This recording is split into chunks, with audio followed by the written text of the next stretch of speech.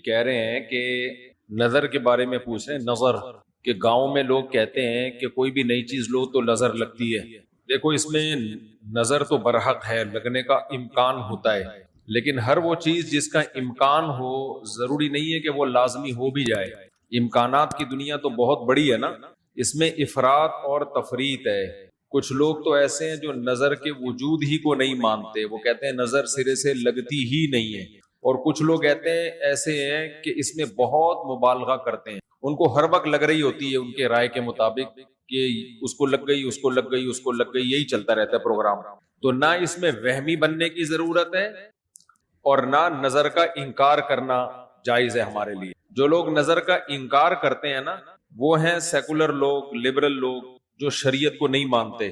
وہ کہتے ہیں اس کی کیا دلیل ہے؟ بھائی ہمارے پاس دلائل، مشاہدہ بھی دلیل ہوتی ہے، لیکن وحی خود دلیل ہے ہماری نظر میں. وحی جب نبی صلی اللہ علیہ وسلم نے بتا دیا کہ العین حق، نظر برحق ہے، تو ہمارے لیے یہ بھی ایک دلیل ہے. اب کوئی رسول کو مانتا ہی نہ ہو، اللہ کو مانتا ہی نہ ہو، تو وہ نہ مانے، وہ اس کا ہیڈیک ہے. ہم کوئی سائنسدانوں کو مجبور تھوڑی کر رہے ہیں کہ آپ نظر کو مانو. سائنسدان جنت مانتے ہیں کہ جنت ہے؟ جواب دینا. سائنسدان مانتے ہیں موت کے بعد دوبارہ زندگی ہے؟ یہ سائنس کا ٹاپک ہی نہیں ہے بھائی، سائنس یہاں تک پہنچی نہیں ہے. تو نظر تو برحق ہے، کوئی بھی اچھی چیز ہو، کوئی بھی بہت ہو، تو اس میں چانس ہوتا ہے کہ نظر لگ جائے.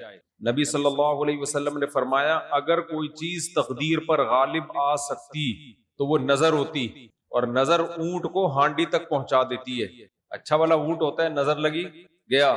آپ نے دیکھا ہوگا بڑے بڑے اونچے کٹھے بیل لوگ لے کر آتے ہیں بقرعید کے دنوں میں، بعض دفعہ نظر لگتی ہے دھڑام سے گر جاتے ہیں، بعض دفعہ ویسے ہی گر جاتے ہیں غربت مہنگائی سے متاثر ہو کے، لیکن بعض دفعہ نظر بھی لگتی ہے. تو ہمارے پاس جو نظر کے برحق ہونے کی دلیل ہے وہ رسول اللہ صلی اللہ علیہ وسلم کا قول. اسی وجہ سے یعقوب علیہ السلام نے جب اپنے بیٹوں کو مصر بھیجا تو خوب لمبے خوبصورت بیٹے تھے، تعداد میں بھی زیادہ تھے، تو ان سے کیا فرمایا؟ لا تدخلوا من باب واحد وادخلوا من ابواب متفرقہ. اے میرے بیٹو، ایک دروازے سے داخل نہ ہونا، متفرق دروازوں سے داخل ہونا. کیونکہ ایک ہی گیٹ سے جب جائیں گے نا، ایک باپ کے 11 بیٹے اتنے خوبصورت اور لمبے لمبے اور خوبصورت جوان، تو لوگ بولیں گے یار کیسا خوش قسمت باپ ہے جس کے 11 بیٹے. سمجھتے ہو کہ نہیں سمجھتے؟ آج کل تو فیملی پلاننگ نے نظر کا چانس ہی ختم کر دیا. 2 بچے ہوتے ہیں وہ بھی اچھے نہیں ہوتے. تو یہاں قرآن سے بھی ہمیں، حدیثوں سے بھی پتہ چلتا ہے کہ امکان ہے. لیکن ایک بات یاد رکھو، دنیا میں یہ بہت امپورٹنٹ بات ہے، کاش اس کو سمجھ جاؤ. یہ تجربوں کا نچوڑ ہے جو میں آپ کے سامنے پیش کر رہا ہوں. امکانات کی بیس پہ یقینی دعوے کرنا یہ تمام گمراہیوں کی بنیاد ہے. جادو کا بھی امکان ہوتا ہے، کسی پہ جادو ہو جائے، ہزاروں میں کسی ایک پہ، لیکن روحانی عامل کے پاس جب آپ جاؤ گے کہے گا آپ پہ بھی جادو، آپ پہ بھی جادو، آپ پہ بھی جادو، آپ پہ بھی جادو.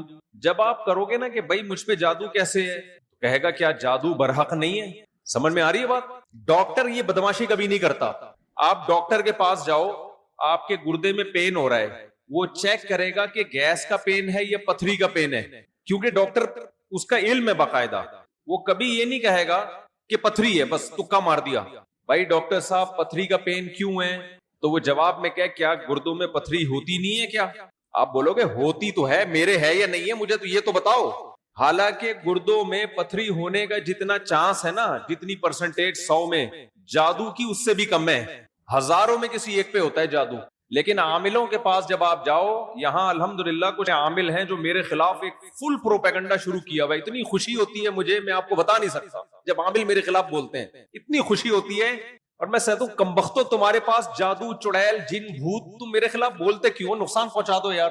تو اس سے ان کا کمزور ہونا اور ثابت ہو جاتا ہے کہ یہ ان تلوں میں تیل نہیں ہے. خیر میں نظر کے موضوع کو مکمل کروں، کیونکہ روحانی عاملوں کی بات آتی ہے تو مجھے ان کے خلاف بولنے میں سا خون بڑھتا ہے میرا، ایک دم جوش میں آ جاتا ہوں. ایسا لگتا ہے کچھ نہیں بھی کھایا ہو پاور آ جاتی ہے باڈی میں. ان کے خلاف بولنے میں مزہ بہت آتا ہے. صرف مسجد کا تقدس ہے، باہر آؤ تو اس طرح نہیں بولوں گا، انگلش میں بھی گالیاں دوں گا، پنجابی میں بھی، اردو میں بھی. یہاں بڑے بڑے عامل ہیں جو بڑے پنپ رہے ہیں، اور ہمارے بڑے بڑے مولانا جا کے نا ان کو پروموٹ کر رہے ہیں، بے شرموں کو، ان بے غیرتوں کو. خیر فی الحال اتنی گالی کافی ہے. تو اچھا میں کیا کہہ رہا تھا یار، عاملوں کی ٹاپک آتا ہے تو اتنی خوشی ہوتی ہے جی. نظر کی بات کر رہا تھا میں. تو نظر میں جو ہے نا لگنے کا چانس ہوتا ہے، یہ ہے، لیکن چانس سے فائدہ اٹھا کے ہر ایک کو یہ کہنا کہ تم پہ جادو ہے، تم پہ نظر ہے، تم پہ یہ ہے، ڈاکٹر یہ کام نہیں کرتا. شوگر کا چانس ہوتا ہے آپ کو کہ شوگر ہے، لیکن یہ تو نہیں کہ ڈاکٹر جب تک کمپلیٹلی تحقیق نہ کر لے، ڈاکٹر نہیں کہے گا تمہیں شوگر ہے، تمہارے گردوں میں پتھری ہے، تمہارے پیٹ میں یہ مسئلہ ہے. حالانکہ امکانات تو ہوتے ہیں، لیکن آپ یہ جو ڈرامے باز لوگ ہیں نا، روحانی عامل، ان کے پاس جاؤ گے نظر ہی لگی ہوئی ہے آپ کو. لازمی کیا لگی ہے؟ کیونکہ جب کسی کے پاس کوئی فن نہیں ہوتا، علم نہیں ہوتا، تو وہ سب کچھ جانتا ہے. پھر سمجھ رہے، ڈاکٹر کے پاس علم ہوتا ہے کڈنی کا، لہذا تحقیق کرے گا، 100 میں 2 کو کہہ دے گا تیرے گردے خراب ہیں. عاملوں کے پاس چونکہ جن چڑیل بھوت کا علم ہوتا ہی نہیں ہے، لہذا ہر ایک پر جن بھی ہے، چڑیل بھی ہے، اور بھوت بھی ہے، اور نظر بھی ہے، اور موکل بھی ہیں، اور حمزات بھی ہیں، اور پتہ نہیں کیا کیا ہے ڈرامے بات. سمجھتے ہو؟ جب ان کو بولو کہ کیا دلیل ہے، تو بھائی امکانات کی دنیا میں امکان کہ فلانے پہ لگ گئی تھی، فلاں پہ لگ گئی تھی، تو خوب سمجھ لو امکانات کی بیس پہ یہ کہنا کہ ابھی دیکھو ایک مولانا صاحب کا کلپ آیا، انہوں نے کہا کہ نبی صلی اللہ علیہ وسلم نے فرمایا کہ ہر بیماری کی دوا اللہ نے رکھی ہے دنیا میں، یہ صحیح حدیث ہے.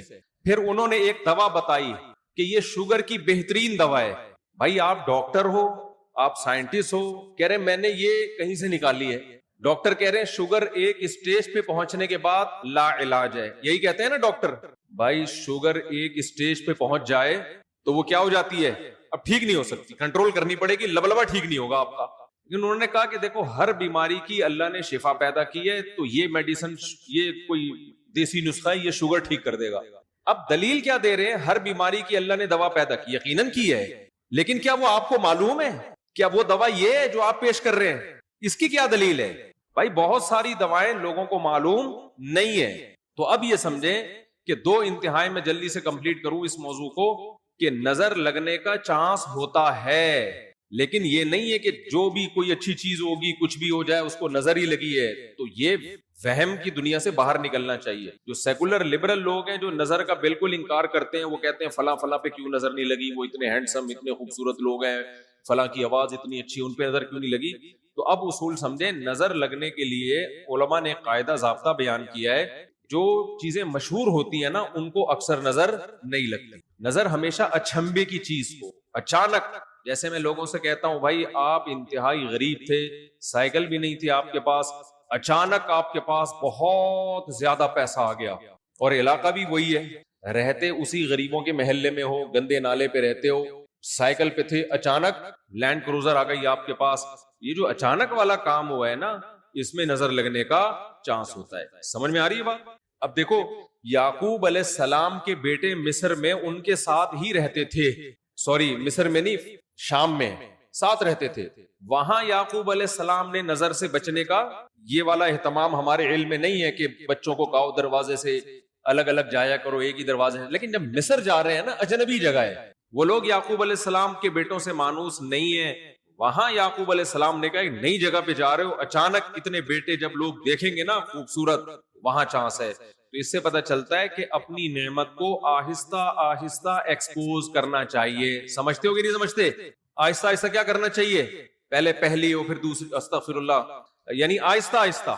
ایک کمارا آدمی جس کو کوئی رشتہ نہیں دے رہا، اچانک 4 بیویاں لے کے گھوم رہا ہے، تو چانس ہوتا ہے اس کے نظر لگنے کا. اس لیے ایک دم سے نہیں، تھوڑا تھوڑا آہستہ آہستہ. پہلے پہلی ہوگی، دوسری میں کچھ پٹو گے، تھوڑی بےزتی ہوگی، تھوڑی عزت ہوگی، کچھ لڈو، کچھ گالیاں مل جل کے، پھر تیسری. تو اس طرح کر کے چلانا ہے، ٹھیک ہے؟ تو اچانک کوئی نعمت آتی ہے تو اس پہ نظر لگنے کا چانس ہوتا ہے. دوسری بات یہ ہے کہ نظر سے بچنے کے لیے جو نبی صلی اللہ علیہ وسلم نے دعائیں بتائی ہیں، ان دعاؤں کا اہتمام کرنا چاہیے. اعوذ بکلمات اللہ التامہ من کل شیطان وہامہ ومن کل عین لامہ، یہ دعا پڑھنی چاہیے.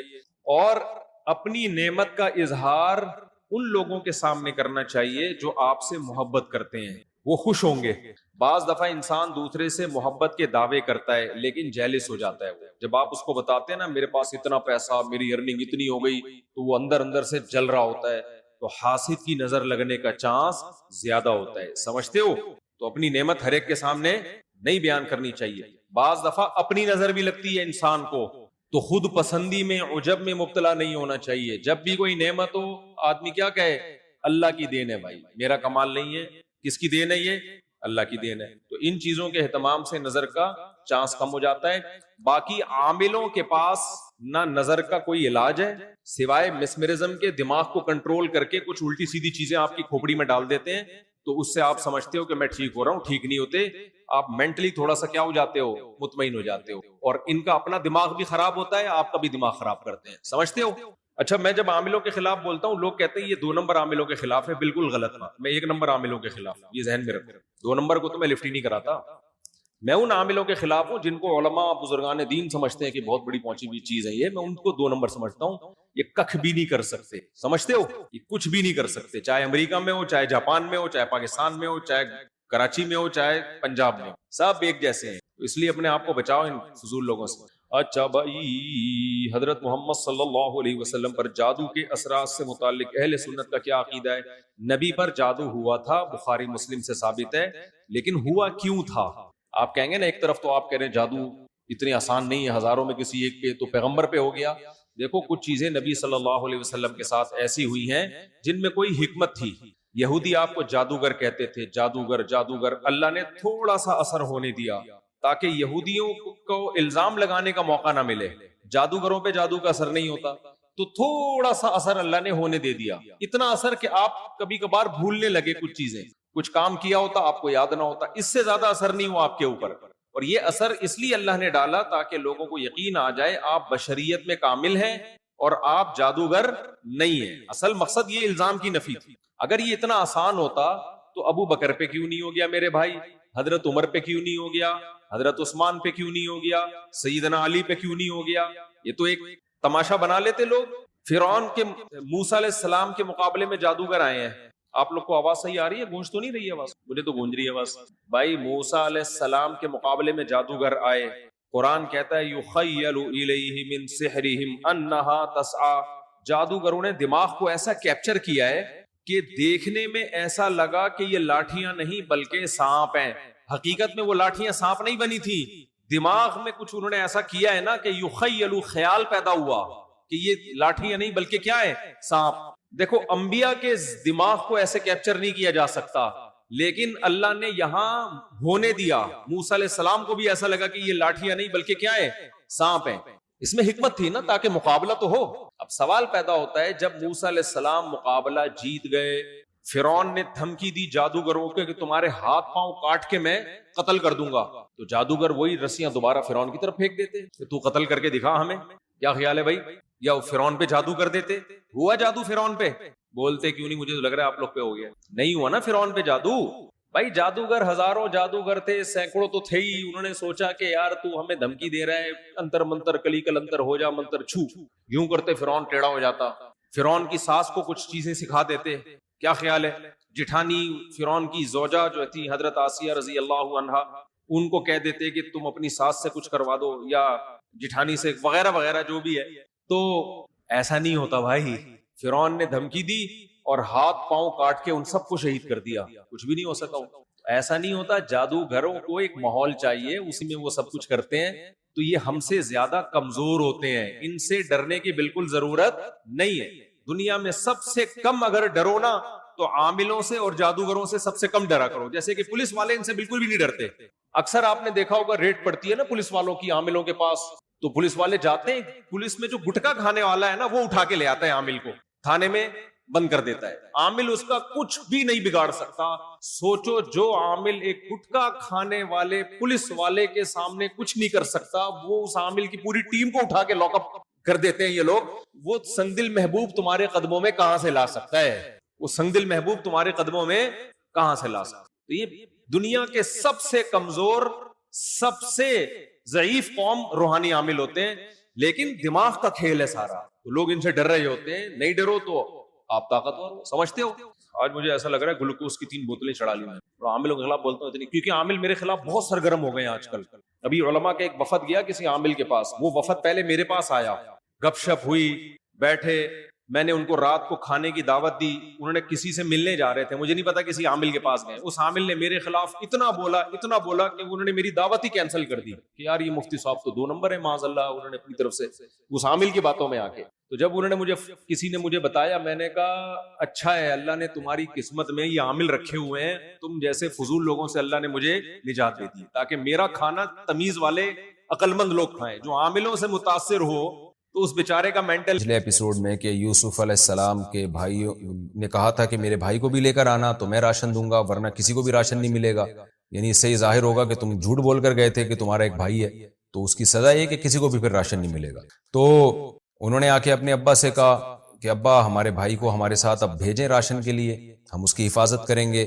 ابا نے کہا کہ بھائی میں کیسے تم پر اعتماد کروں, جیسے میں اسی طرح اعتماد کروں جیسے میں نے یوسف کے معاملے میں اعتماد کیا تھا.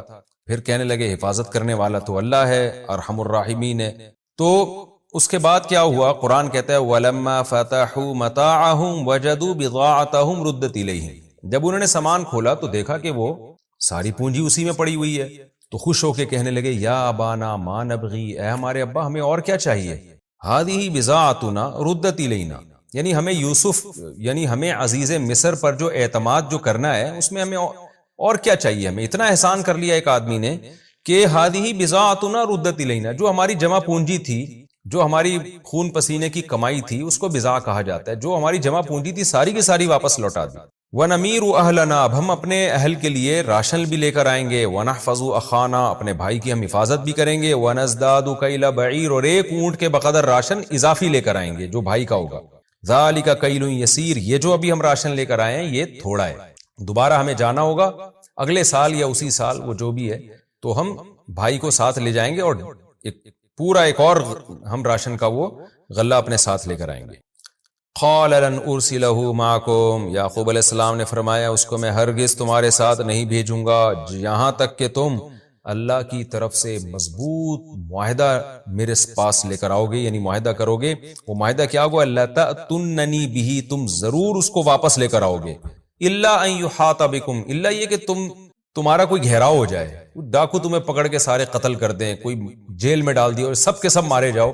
وہ تو قدرت کی طرف سے کوئی حادثہ ہو جائے تو الگ بات ہے, لیکن ہر قیمت پہ تم نے اس کو لے کر آنا ہے. فلما آتوہ موثقہم, پس جب وہ اپنے ابا کے پاس آئے مضبوط عہد کے ساتھ, یعنی مضبوط عہد کیا انہوں نے, تو حضرت یعقوب نے فرمایا اللہ علی ما نقول وکیل, اللہ کارساز ہے, وہ جو کچھ ہم باتیں کر رہے ہیں اس پر وہ وکیل ہے, ہمارا ذمہ دار اللہ تعالیٰ ہے. یعنی اس کو حاضر ناظر جان کے ہم یہ معاہدہ کر رہے ہیں.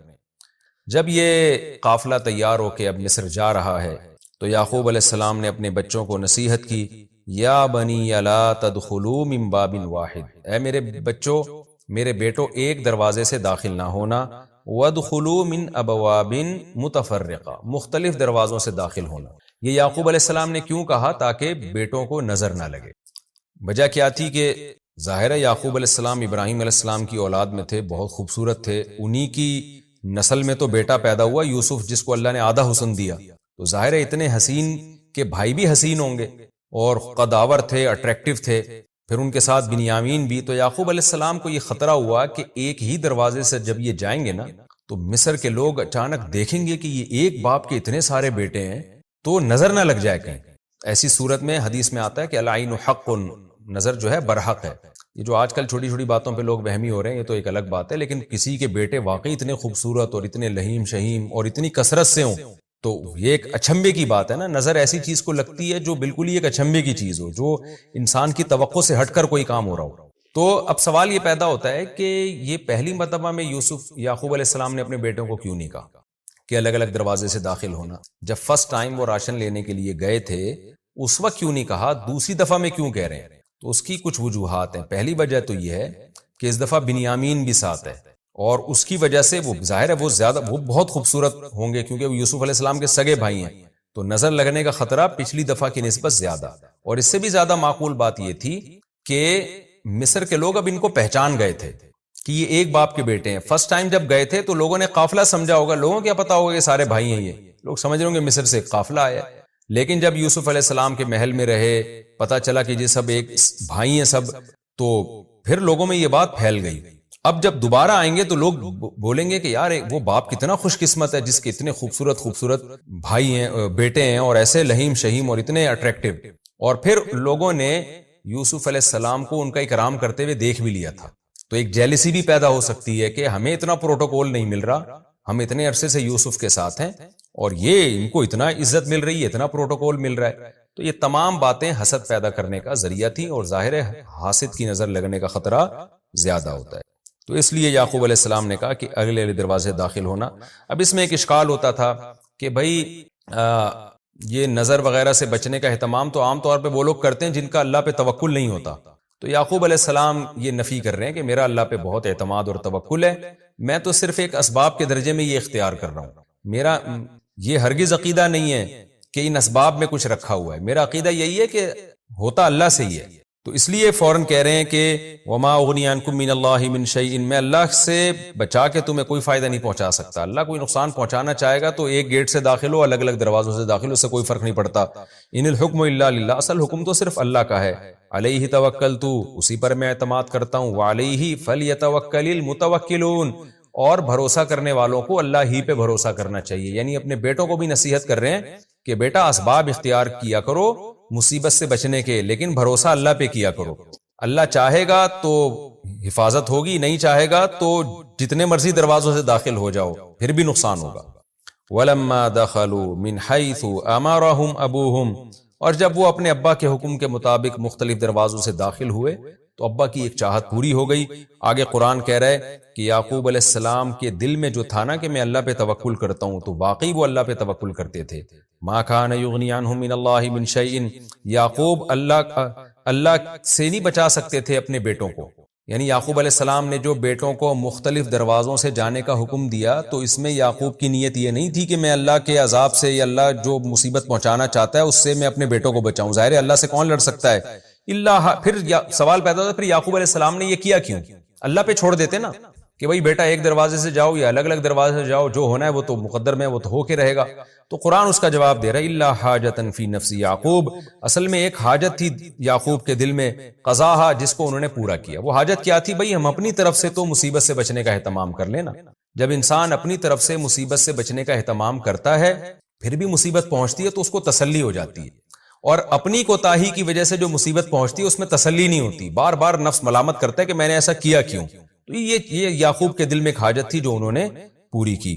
اور یہ قرآن کہتا ہے وجہ کیا ہے، اللہ پہ اعتماد کیوں کرتے تھے، اور اللہ پہ اعتماد کے ساتھ ساتھ اسباب کیوں اختیار کر رہے ہیں. وجہ اس کی یہ تھی وَإِنَّهُ لَذُو عِلْمٍ لِمَا عَلَّمْنَاهُ، ہم نے جو ان کو علم دیا تھا اس کی وجہ سے وہ علم والے تھے. علم والوں کا یہی کام ہوا کرتا ہے کہ اسباب بھی اختیار کرتے ہیں لیکن اسباب پہ نظر نہیں رکھتے. ان کو پتہ ہے یہ اسباب خدا نہیں ہے، خدا وہ ہے جو عرش پہ بیٹھا ہوا ہے، چلے گی اس کی مرضی. ایسی بہترین بات ہے اس میں. وَلَكِنَّ أَكْثَرَ النَّاسِ لَا يَعْلَمُونَ، لیکن اکثر لوگ اس اصول کو نہیں جانتے ہیں. اکثر لوگ نہیں جانتے کہ اسباب اختیار کر کے توکل اللہ پہ کرنا ہے. اکثریت کی تو حالت یہ ہے کہ یا تو اسباب ہی اختیار نہیں کرو، صرف اللہ پہ اعتماد کرو، جس کو غلط اعتماد کہا جاتا ہے، یعنی بے موقع اعتماد کا، غلط تو نہیں، بے موقع اعتماد. یا یہ کہ اسباب ہی پر توکل کر کے بیٹھ جاؤ جیسے کہ غیر مسلم لوگ کرتے ہیں. یہ ہمارا رکوع الحمدللہ تفسیر کے لحاظ سے بھی کمپلیٹ ہو گیا. اس میں جو کچھ علمی نکات ہیں خلاصے کے طور پہ میں بیان کرتا ہوں، پھر ہم آگے چلتے ہیں. یعقوب علیہ السلام دیکھیں دوبارہ اپنے بھائی کو بنیامین کو بلا رہے ہیں. اس سے کتنا بڑا سبق ملتا ہے کہ اللہ اپنے بندوں کو کیسے کیسے آزماتا ہے. یعقوب علیہ السلام کی آزمائش میں اور اضافہ ہو رہا ہے. بھی وہ دعائیں مانگ رہے ہیں کہ بیٹا میرا واپس آ جائے، اور اللہ دوسرے بیٹے کو بھی رکھنے کا انتظام کر رہے ہیں. اور دوسری بات یہ کہ انہوں نے ان کے کجاوے میں سامان رکھ دیا، یہ احسان تاکہ ان کو رہے کہ بھئی احسان کیا ہے، اس کی وجہ سے یہ واپس آئے. اس سے ہمیں پتہ چلتا ہے کہ یوسف علیہ السلام تدبیریں بھی اختیار کر رہے ہیں. آج دینداروں میں تدبیر کی بہت کمی ہے، صرف دعائیں کرتے ہیں، تدبیریں اختیار نہیں کرتے. تو نہ صرف تدبیر میں رکھا ہے نہ دعا میں، دونوں کام کرنے چاہیے. اور تیسری بات یہ کہ یعقوب علیہ السلام بھی کیسے قحط سے بچنے کا اہتمام کر رہے ہیں. یعقوب علیہ السلام کہہ سکتے تھے ہمیں کیا ضرورت ہے بھائی ہم مصر میں بھیجیں اور پھر اپنے اس بھائی کا بھی رزق لیں، ہم بنیامین کا بھی رزق لیں. تو ہم رزق نہیں لیں گے، اللہ کھلائے گا. نہ نہ نہ نہ، گراؤنڈ ریئلٹی کو دیکھ رہے ہیں وہ کہ بھائی رزق تو اس میں بھی ہے کہ بھائی کو بیٹے کو میں بھیج دوں، اپنے بنیامین کو بھیج دوں، یہ بھی ایک رزق ہے. لیکن اس کا یقین نہیں ہے کہ یہ اس کو بھی کنویں میں ڈال دیں گے یا مجھ سے دور کر دیں گے. دوسری طرف زمینی حقیقت کیا کہتی ہے؟ اگر راشن نہ منگوایا تو ہلاکت یقینی ہے، بارش نہ ہوئی تو کیا کریں گے ہم؟ دیکھیں کتنی لاجک کی بات کر رہے ہیں نا یعقوب علیہ السلام. خطرہ کتنا شدید ہے کہ ایک بیٹا میرا گیا دوسرا بھی نہ چلا جائے، لیکن بھائی اس میں تو پھر بھی امکان ہے کہ شاید واپس آ جائے، مگر اگر بیٹے کو نہ بھیجا تو قحط سے سب لوگ ہلاک ہو جائیں گے. آج کے دیندار لوگ کیا کر رہے ہوتے ہیں؟ آج کا کوئی ہوتا ہمارے جیسا نالائق تو وہ کیا فیصلہ کرتا؟ بھائی بیٹے کو تو بھیجنا نہیں ہے، رہا مسئلہ کہ بارش نہیں ہو رہی تو کیا ہوگا، کوئی بات نہیں، دیکھا جائے گا، ابھی تو یہ تو کھاؤ نا راشن، یہ جب ختم ہو جائے گا تو دیکھیں گے کیا کرنا ہے. ختم ہو جائے گا تو پھر کون انتظار کرے گا؟ اتنے دن بھوکے رہیں گے کہ مصر میں جا کے واپس لانا ہے. نہیں جی ہو سکتا ہے اللہ تعالیٰ بارش برسا دے، نہیں جی ہو سکتا ہے اللہ تو بڑا غفور رحیم ہے. بھائی ہم نے یہ دیکھنا ہے کہ امکان کے درجے میں کیا کیا ممکن ہے، آپ نے یہ دیکھنا ہے کہ اگر نہیں ہوئی تو کیا ہوگا. جیسے یعقوب علیہ السلام پلاننگ کر رہے ہیں فیوچر کی، یوسف علیہ السلام بھی پلاننگ کر رہے ہیں. یوسف علیہ السلام یہ بھی کہہ سکتے تھے کہ 7 سال جب بارش ہوگی نا رج کے کھانا، اگلے سال جب قحط آئے گا تو دیکھا جائے گا، یار جس اللہ نے 7 سال کھلایا اگلے 7 سال بھی وہ کھلائے گا، یہ بھی تو کہہ سکتے تھے نا. نہ بڑے پلاننگ سے استعمال کرنا ہے کہ اتنا استعمال کرنا ہے اور اتنا کھانا ہے اور اتنا فروخت کر کے معیشت کو مضبوط کرنا ہے. یہ پلاننگ ہو رہی ہے پوری کی پوری، جو آج کل دینداروں کی زندگی سے یہ پلاننگ نکل چکی ہے. اور یعقوب علیہ السلام بھی پلاننگ کر رہے ہیں کہ بچوں کو بھیج رہے ہیں کہ راشن لے کر آؤ، اس احتمال پہ نہیں ہے کہ بھئی میں تو اللہ کا پیغمبر ہوں، میرے تو سارے نیک بچے ہیں، اللہ نے روزی کا تو ہم سے نیک لوگوں سے تو ویسے ہی روزی کا وعدہ کیا ہوا ہے، میرے دادا ابراہیم علیہ السلام تو بڑے بزرگ تھے، ہمارا خاندان کیسے قحط سے ہلاک ہو سکتا ہے. جیسے وہی بات ہے نا کہ نمازیوں کو کورونا کیسے ہو سکتا ہے. کورونا کے دنوں میں یہ باتیں بہت ہوئی ہیں مسجدوں میں، جو تقوی اختیار کرتے ہیں ان کو وبائیں کچھ نہیں کہتی، یہ وبا تو ان لوگوں کو آئے گی جو شرابیں پیتے ہیں. یہ سب فضول قسم کی باتیں ہیں جو شریعت کے مزاج کے بالکل خلاف ہے. تو کہیں بھی ایسا نہیں ہے کہ جب کوئی وبا آئے تو نیک لوگوں کو نہ ملے، برے لوگوں کو ملے. وہ تو قحط آتا ہے تو سبھی ہلاک ہوتے ہیں اس میں، اور سبھی آزمائشوں میں آتے ہیں. تو یعقوب علیہ السلام اپنے پیغمبر ہونے کی بیس پہ یہ نہیں کہہ رہے کہ میں نے اسباب اختیار نہیں کرنے. بھائی یہ جمع پونجی لے کے جاؤ اور راشن لے کر آؤ، اور پھر رسک بھی لے رہے ہیں کہ بیٹے کو بھیجنے کا خطرہ بھی مول لے رہے ہیں کہ ہم نے تو بھائی اسباب اختیار کرنے ہیں، باقی پھر دعائیں اللہ سے مانگنی ہیں. اور یہ بھی دیکھیں کہ یعقوب علیہ السلام نے کچھ جمع پونجی جمع کی بھی تھی. اگر یعقوب علیہ السلام جتنا پیسہ آ رہا ہے سارا خرچ کر رہے ہوتے تو اب جب قحط آیا ہے تو ان کے پاس راشن خریدنے کے پیسے کہاں سے آتے؟ ظاہر ہے انہوں نے کچھ پیسے جمع پونجی کے رکھے ہوئے بھی تھے کہ اگر خدا نہ خواستہ کوئی ایسے حالات آ گئے تو ہم اتنا خاندان میرے ساتھ ہے، ان کی ازواج بھی، بیویاں بھی زیادہ تھیں یا اولاد بھی بہت تھی، تو کچھ انہوں نے اسباب بھی اختیار کیے ہوئے تھے کہ اگر خدا نہ خواستہ کچھ حالات اوپر نیچے ہوتے ہیں تو اتنا میرے پاس اسپیئر میں رہے کہ میں ان حالات کو کنٹرول کر سکوں.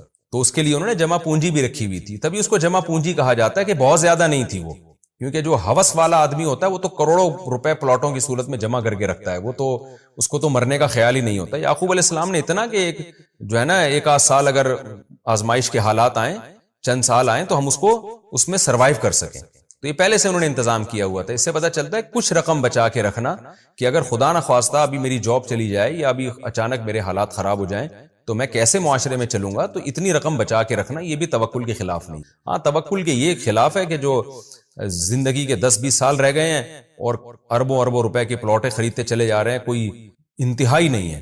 علماء نے کہا کہ 1 سال کی کم از کم جو ہے نا، اگر آپ جاب لیس ہو جاتے ہیں تو 1 سال تک آپ سوسائٹی میں سروائیو کر سکیں، اتنی جمع پونجی رکھنا ضروری ہے. پھر اس سال میں آپ اگلے سالوں کے لیے بھی انتظام کرنا شروع کر سکتے ہیں. تو خیر یہ ساری باتیں ہمیں یہاں سے پتہ چلتی ہیں، اور نظر بد کا برحق ہونا بھی پتہ چلتا ہے اس سے ہمیں کہ نظر لگنے کا بھی پورا خطرہ ہوتا ہے، جیسے کہ احادیث میں یہ مضمون بہت زیادہ واضح ہے، اور نظر سے بچنے کا اہتمام کرنا چاہیے. حدیث میں دعا سکھائی گئی ہے، اعوذ بکلمات اللہ التامہ من کل شیطان وہامہ ومن کل عین لامہ. اسی طرح سورہ فلق، سورہ ناس اپنے اوپر اپنے بچوں پہ دم کرنا چاہیے اس کو. باقی نظر ایک کوئی بھی اچھمبے کا کام ہو تب لگتی ہے، ایسا نہیں ہے کہ آپ کا بچہ آڑا ترچھا نیلا پیلا عجیب سا ہو، ناکیں بہہ رہی ہوں اور اس کو بھی ڈرتے ہوں کہ پتہ نہیں اس کو کہیں نظر نہ لگ جائے، تو یہ وہم بھی نہیں کرنا چاہیے. کوئی بھی ایک الگ سے ہی ہٹ کے کوئی چھو تو اس کو نظر کا پھر دیکھنے کی لت پڑ جاتی ہے. پھر جس دن کوئی گزر رہی ہو نہ دیکھیں تو ڈپریشن میں جا رہے ہیں کہ پتہ نہیں کیا بہت بڑا کوئی علم تھا جو جس سے محروم رہ گئی. یہ ٹھڑک ہوتی ہے کہ یار دیکھیں تو حالانکہ کچھ بھی نہیں ہوگا، تو دیکھے گا کچھ بھی نہیں ہے. موبائل میں کتنی تصویریں بھری ہوئی ہیں، گوگل پہ جو جس قسم کا ڈیزائن دیکھنا چاہے دیکھ سکتا ہے نا. کتنے آج کل گناہ کے راستے. پھر بھی جو کوئی گزر رہی ہوگی نا انٹی، جب تک ایک دفعہ دیکھ نہ لے اس کو چین نہیں آتا. کیا کر لیا بھائی تو نے اس کو دیکھ کے، کیا مل گیا تجھے؟ وجہ کیا ہے؟ دیکھ کے عادت کس کی پڑ گئی ہے. تو اس کا علاج کیا ہے؟ بھائی جو کام کرتے رہنے کی عادت ہوتی ہے چھوڑتے رہنے سے بالکل وہی فارمولا ہے. جس وجہ سے لت پڑی ہے وہی چھوڑتا رہے گا تو شروع میں تکلیف ہوگی, اس کے بعد چھوڑنے کی عادت, پھر کوئی گزرے گی تو تیری نظر ہی نہیں اٹھے گی. جو آنکھیں پھاڑ پھاڑ کے دیکھ رہے ہوں گے تجھے ان پہ تعجب ہوگا, بھائی کیسے پاگل لوگ ہیں یار ٹھر کی, تجھے ان پہ تعجب ہو. سمجھ رہے ہو کہ نہیں سمجھ رہے ہو؟ دیکھو سچ بولتے رہنے سے سچ کی عادت, جھوٹ بولتے رہنے, جب ایک دفعہ جھوٹ کی عادت پڑے, گالیاں دینے سے گالیاں جب نہیں ہو تو پھر نکلتی نہیں, پڑ جائے تو پھر گالی روکنا بڑا مشکل ہوتا ہے.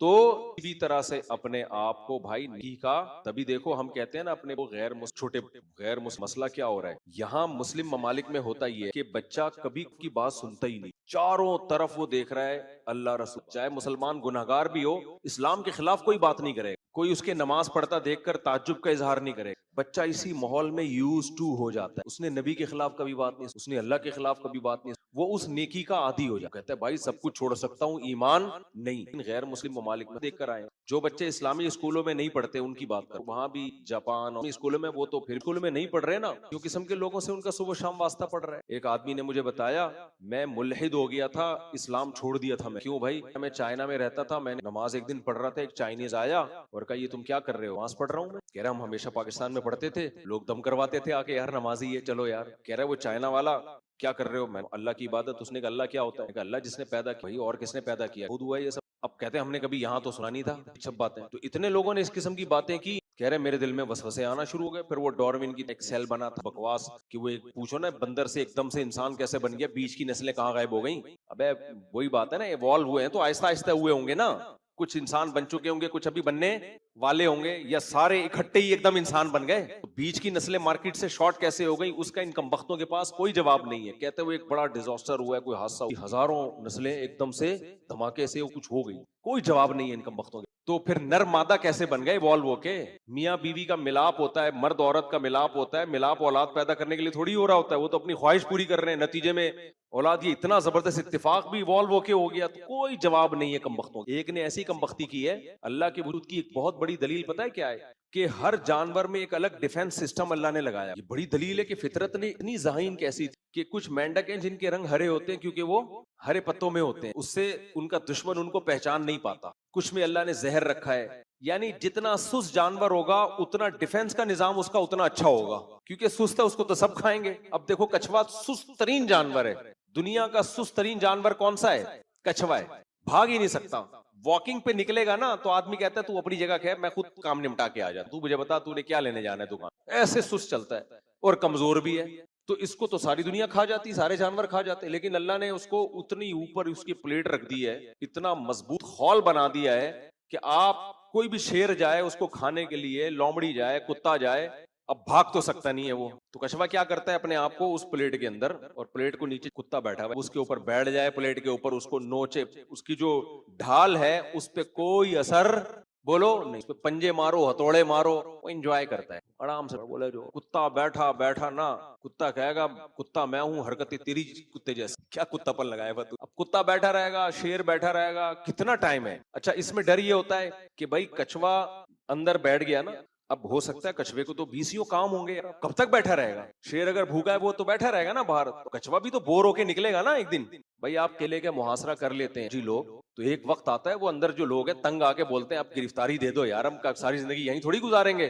ہر ایک کی ایک ایج ہوتی ہے نا, 10 سال تھوڑی قلعے میں محصور ہو کے رہیں گے. تو کچھوے کو اللہ نے عمر اتنی لمبی دے دی ہے. میں نے تنزانیہ میں 300 سال پرانے کچھوے دیکھے, جس پہ یونائٹڈ نیشن نے ان کی عمریں لکھی ہوئی ہیں, 300 سال پرانا. اتنے پرانے کچھوے, اتنی لمبی عمریں ہوتی ہیں ان کی. تو اللہ نے عمر اتنی لمبی دے دی کہ شیر اب بیٹھا ہوا انتظار کرے گا. شیر بولے گا یار میں 20 سال 10 سال 15 سال دنیا میں لے کے آیا ہوں, اس کمبخت کے انتظار میں میرے 2-4 سال گزر گئے, میری زندگی تو آدھی زیادہ ختم, اور یہ کمبخت.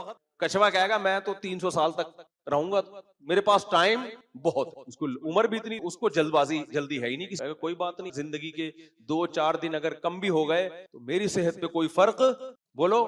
اب یہ ساری اس بات کی دلائل ہیں کہ یار اس کو نظام کو کسی نے بنایا ہے. فطرت نے خود تو نہیں کر دیا کہ جس بیچارہ سست ہے تو اس کو خول دے دو, اس کو دوسرا اپنی نسل بچانے کا کوئی اور ٹیکنیکل طریقہ دے دو, عمر بھی لمبی کر دو, جلد بازی نہیں ہو اس کو. شیر کی عمر کم ہے, ٹائم کم ہے اس کے پاس, وہ پھر تھوڑی دیر انتظار کرتا ہے, بولتا ہے میرے دنیا میں اور بھی کام ہے, صحیح ہے نا, تو وہ نکل جاتا ہے وہاں سے. تو کچھوا پھر بھی آرام سے اندر پڑا رہتا ہے, اڑ کے دیکھتا ہے کہ میرے جانے کے بعد دیکھنا منڈی نکالے گا, حملہ کروں. پھر چلا جائے گا کچھوا اگلے دن میرے پاس نہیں, پھر تھوڑا سا جائے گا, پھر دیکھے گا چیتا آ رہا ہے, یار یہ نظام بخود نہیں ہو سکتا. تو اس کا ان گمبختوں کے پاس کیا جواب ہے کہ تباہ ہو رہی, جن کا اتفاق سے جن کا ایسا سسٹم تھا وہ بچ گئے, جن کا ایسا سسٹم نہیں تھا وہ بھائی آپ تو بہت حد سے کراس کر. اور کہ جو اتنے خوبصورت پر ہیں یہ ایوالو ہونے کا نتیجہ, دنیا میں مور ہی کیوں پر پھیلا کے گھومتا ہے, ناچ دکھاتا ہے, اپنے پروں کی نمائش کرتا ہے, کوئی اور پرندہ اس طرح سے نمائش کیوں نہیں کرتا؟ فطرت نے اس کو جب اتنے خوبصورت پر دیے, دماغ وہ ذہانت تھوڑی ہے جو انسانوں کی ہے, فطرت نے اسی میں یہ دکھایا اپنے پر ایسے گھما کے کھانا, تاکہ دیکھ کلر کو دیکھ کر وہ کہیں یہ پینٹنگ ہے, یہ پینٹر کا کمال ہے, یہ پینٹنگ کروڑوں سال میں بھی آٹومیٹیکلی کی تو ساڑی نما ایسے پیچھے وہ چلتی ہے اور پھر ایسے پر لگا کے دکھاتا ہے, یوں گھومتا ہے. ہمارا مور لیا کرو صبح ایسے یوں کر کے یوں, اور ایسا مور اسٹائل کرتا ہے, میں کہتا ہوں ون مور, ایک اور دفعہ دکھا اسٹائل جو ہے نا, پھر وہ یوں کرتا ہے ایسے کر کے, پھر ایسے سی ہے. تو خیر ہم کہاں سے کہاں چلے گئے. تو وہ دیکھو وہ چائنا میں جب چاروں طرف اوٹ پٹانگ باتیں بیکار کے خدا کو پاگل ہو گیا, چھوڑ دی ایسے بس. خیر اللہ نے اس کو پھر ہدایت دی دوبارہ. تو اسی وجہ سے بہت زیادہ اس کا علماء اہتمام کرتے ہیں. وہ ماحول کیا دو, وہ چاروں طرف بات ہی کی بات, اللہ رسول کی بات, ماں باپ کی اطاعت کی بات. اور میں بار بار جو کہتا ہوں کہ اپنی شادیاں کرو, بچے پیدا کرو, پھر اپنے بچوں کے سامنے اپنے ماں باپ کی خدمت کرو, تاکہ بچے یوز ٹو ہو جائیں کہ یار کلچر ہے ہمارا, میرے باپ اپنے باپ کی خدمت کرتا ہے تو ہمیں اپنے باپ کی خدمت کرنی پڑے گی. پریکٹیکلی زبانی تقریروں سے تھوڑی ہوتا ہے, اس کو وہ ماحول دے دو, ایسا ماحول دے دو. یعنی ماحول کا مطلب عمل کر کے دکھاؤ. دیکھو فوج میں جب ٹریننگ تو کیا ترغیبیں دیتے ہیں, دنیا کی کسی آرمی میں دیکھا کہ آفیسر ترغیب دیتا ہو کہ دیکھو تم سب نے کل صبح اٹھ کے گھنٹہ جاگنگ کرنی ہے, گھنٹہ واکنگ کرنی ہے, ڈپس نکالنے ہیں, اور اتنی دفعہ اٹھک بیٹھک کرنی ہے, ٹھیک ہے, کل سے آپ لوگ شروع کر دینا اپنا خیال, تاکہ جب ٹریننگ اس طرح سے ٹریننگ ہو, تاکہ جب جنگ ہو تو پھر ہم اس میں لڑ سکیں. ٹھڈے مار, تیرا باپ بھی دوڑے گا, وہ دوڑوائے گا پریکٹیکلی, سمجھتے ہو, کہے گا ہم نے این سی سی کی ٹریننگ کی ہے کالج میں, پہلے ہوتی 20 دن فوجی ٹریننگ کرواتے. صوبیدار میجر ہمارے آفیسر تھے, وہ بھائی ہم ٹھڈے کھائے ہیں نا ان سے, بیٹھے ہوئے تمیز سے انجوائے کرنے, اٹھو دوڑو. کیوں دوڑے, ابھی تو دوڑ کے بیٹھے تھے, کیا کرنا ہے, جب دوڑنے کا ٹائم آگا دوڑ لیں گے. نہیں بھائی دوڑو, لیٹ جاؤ, کرالنگ کرو, ٹھیک ہے نا, بتا دو ایسے کرالنگ ہوتی ہے, ہم خود کر لیں گے. اگر ابھی کوئی انڈیا حملہ تھوڑی کر رہا ہے پاکستان پہ, ہمیں بتا دو ہم کر لیں گے. نہیں بھائی ایسے تھوڑی ہوتا ہے, ابھی تیرا باپ بھی کرے گا, ابھی کر رہے ہو, صحیح ہے نا. پریڈ کرو, پریڈ ہمیں, مجھے بڑی اچھی پریڈ آتی ہے. پریڈ جو فوجیوں والی پریڈ ہے نا, بالکل پاؤں سے پاؤں ملا کر میرا شمار اچھی پریڈ کرنے والوں میں ہوگا نا. تو بڑا مجھے جو ہمارے آفس ٹیچر تھے, زبردست پریڈ ہم لوگ بالکل پاؤں سے, جیسے یہ پریڈ نہیں ہوتی ایسے ٹھک ٹھک ٹھک, وہ دائیں مڑ بائیں مڑ پورا سیکھا ہوا ہے ہم نے 20 دن. تو وہ یہ نہیں کہ ایسے دائیں مڑنا ہے, ایسے بائیں مڑنا ہے, اور پہلے سیدھا ہاتھ پاؤں آگے کرنا ہے, پھر الٹا ہاتھ, اور دیکھنا جب وہ اس کا سیدھا پاؤں ہو تو تم بھی اپنا ہی سیدھا, ایسا نا تم الٹا نکال رہے ہو آگے. چلو ٹھیک ہے, یہ ہو گئی, یہ کر لینا 20 دن. کوئی کرے گا, کان پکڑ کے نا کروایا جاتا. فوج میں بھی ایسا ہی ہے, دوڑوایا جاتا ہے, دی جاتی ہے, ٹھڈے مارے جاتے ہیں, اس کے بعد جا کے پھر بھی پریکٹس ہوتی رہتی, فرضی جنگیں مسلط کی جاتی ہیں, اس کے بعد جا کے انسان اس قابل ہوتا ہے کہ جنگ ہو تو وہ کچھ کر سکے. اگر ترغیبات دیتے تو نہیں ہوتا, تو یوز ٹو کرنا پڑتا ہے. سمجھتے ہو گے نہیں سمجھتے؟ تو اپنے آپ کو عادت ڈالنے کے لیے روزے کی, نماز کی, تلاوت کی ماحول بناؤ, اور عادت ڈالو کسی بھی طریقے سے. جرمانے لگا لگا کے عادت ڈالو کہ میری اگر فرض چھوٹ گئی, ناشتہ گول, ناشتہ نہیں کروں گا. سمجھتے ہو, جس دن فرض چھوٹی اس دن ناشتہ نہیں, عادت پڑے. 40 دن کسی بھی طرح سے کر لینا انسان کوئی کام کو. اور قرآن میں کچھ نصیحتیں مسلمانوں کی, تو میں کوشش کروں گا سورہ حجرات کا کچھ خلاصہ آپ کے, اور سورہ لقمان کچھ آیتیں آپ کے, کیونکہ دینداروں کے اندر کچھ فالٹ ایسے آج بھی ہول سیل کے حساب سے موجود ہیں. حجرات نے, سمجھ رہے ہیں, وہ نمازیوں میں بھی ہیں وہ مسائل, وہ حاجیوں میں بھی ہے, وہ داڑھی والوں میں بھی ہیں, وہ ٹوپی والوں میں بھی. سورہ حجرات ضرور پڑھا کریں. کچھ اللہ نے احکام سورہ نور میں دی, خاص طور پر اسپیشلی مسلمانوں کی, تو وہ بھی میں کوشش کرتا ہوں تھوڑے وقت میں اگر میں. تو ہم شروع کرتے ہیں سورہ نور. سورہ نور میں اللہ نے کیا حکم دیا کہ اے ایمان والو, لا تدخلوا غیر بیوت حتی تستأنسوا وتسلموا علی اہلها. ابھی سے نیت کر لیں ان تمام احکام کو ہم نے اپنی فالو کرنا ہے. اے ایمان والو, کسی کے گھر میں پرمیشن کے بغیر داخل मत हो जब तक ऊंची आवाज से सलाम न कर लो, सामने वाला जवाब दे के इजाजत न दे दे, किसी के घर में दाखिल होने की कोशिश न करो। आप कह सकते मुफ्ती साहब, मौलाना साहब आज तक कभी हम दीवार फलांग के घर में नहीं गए हैं, आप ये आयतें हमें क्यों सुना रहे हो? जैसे तबलीग वाले घर जाके ने कलमा ला इलाहा इल्लल्लाह पता है हमने, पे बड़ा जुल्म होता था, कहते हैं हमें पता है हमने पढ़ा हुआ, तो हमें क्यों पढ़वा रहे हो कलमा भाई? अगली बात सुनते ही नहीं थे, तो वो फिर अगले जुमला कहते थे इस कलमे कुछ तकाजे भी हैं, खाली पढ़ लेना काफी। हम ये बताने नहीं आए कि आपने भी पढ़ा है हमने भी पढ़ा है, हम याद दहानी कराने आए कि पढ़ने के बाद भी कुछ करना है। तो तबलीग वाले पुलिस में नहीं है, वरना वो उसी वक्त शरा समझाते थे, वो बेचारे पुलिस में नहीं है तो बस कह के निकल जाते हैं। तो आप कह सकते हैं कि भाई कुरान ने कहा कि विदाउट परमिशन किसी के घर में मत जाओ, हम कभी भी किसी के घर में, हम तो अपने घर में बीवी से पूछे बगैर नहीं जाते, किसी के घर में कहाँ से जाएंगे, सही है ना? तो हमें ये आयतें क्यों सुनाई जा रही हैं? देखें, कुरान कोई ऑर्डर होता है ना, ऑर्डर का एक जाहिर होता है और एक उसकी क्या होती है, एक रूह। जैसे कुरान कहता है वला तकुल लहुमा उफ़िन, माँ बाप को उफ मत करो, ये जाहिरी हुक्म है, इसकी एक रूह है। रूह क्या है? कुरान चाहता क्या है कि मुआशरे से क्या उफ लफ्ज खत्म हो जाए? कुरान चाहता है माँ बाप के साथ बदसलूकी नहीं होनी। अब आपने क्या किया, आपने अपने अब्बा को माज़अल्लाह मुक्का लगा दिया। अब अब्बा कुरान की आयत पढ़ रहे हैं, कुरान कह रहा है उफ ना करो, आप कह रहे हैं अब्बा मैंने उफ थोड़ी कहा है, मैंने तो मुक्का लगाया है। अब्बा कहेगा उफ से मना किया जा रहा है तो मुक्का लगाने की कहाँ इजाजत होगी? क्या ख्याल है भाई? कि रूह क्या है इस ऑर्डर की कि किसी के घर में विदाउट परमिशन मत जाओ? इसकी रूह ये है कि प्राइवेसी में दखल अंदाजी। जब आप किसी के घर में बिला इजाजत घुसते हो कि घर की औरतों पे नजर, कुछ काम छुप के कर रहे होते हैं, आपके सामने नुमाया हो जाते हैं, कुछ बुराइयां उनके अंदर होती हैं जो आपके सामने जाहिर। इस्लाम बुराई पे पर्दा डालने का हुक्म देता है, बुराइयों से पर्दा उठाने की इजाजत नहीं देता। यही वजह है कुरान की इस आयत की जो बुखारी और मुस्लिम में तफसीर है, नबी सल्लल्लाहु अलैहि नबी ने इस आयत की यही तफसीर की है जो मैं बयान कर रहा हूँ। आप सल्लल्लाहु अलैहि वसल्लम ने फरमाया इन्नमा जुइलल इस्तिज़ानु लिअजलिल बसर, कि अल्लाह ने हुक्म दिया है कि विदाउट परमिशन मत जाओ, वो इसलिए दिया है कि ताकि तुम्हारी किसी के घर पे नजर न पड़े उसकी परमिशन के बगैर। क्या मतलब हुआ हदीस का?